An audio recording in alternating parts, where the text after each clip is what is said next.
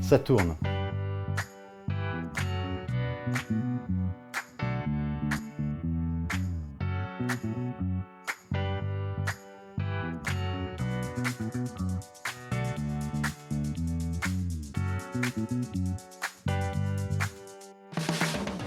La décarbonation est un enjeu majeur à la fois de la société et de la filière construction. Les entreprises générales, de par leur maîtrise de l'ensemble des intervenants dans l'acte de construire d'un bâtiment, leur capacité de conception et leur capacité à apporter de l'innovation, les rend absolument incontournables dans cette décarbonation. Et d'ailleurs, à ce titre, elles mettent en place progressivement des bilans carbone pour chacune de leurs opérations.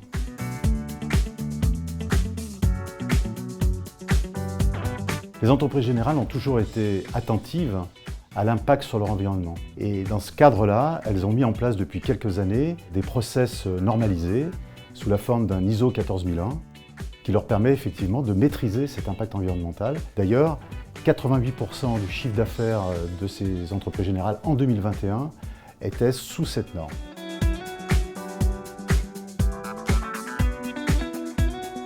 L'implication des entreprises générales dans le domaine de la transition écologique est importante et forte. Elle peut se décliner de plusieurs façons.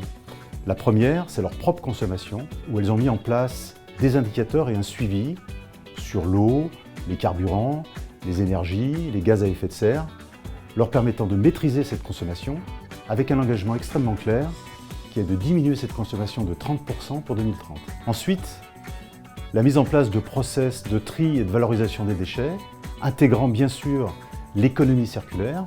Et à ce jour, plus de 80% des déchets sont valorisés sur les chantiers d'entreprise générale. Et enfin, l'utilisation de matériaux biosourcés, avec le bois, le béton décarboné, permettant aux entreprises générales d'obtenir et de s'engager sur des labels d'exigence fortes dans le domaine de la performance énergétique et de l'émission de CO2.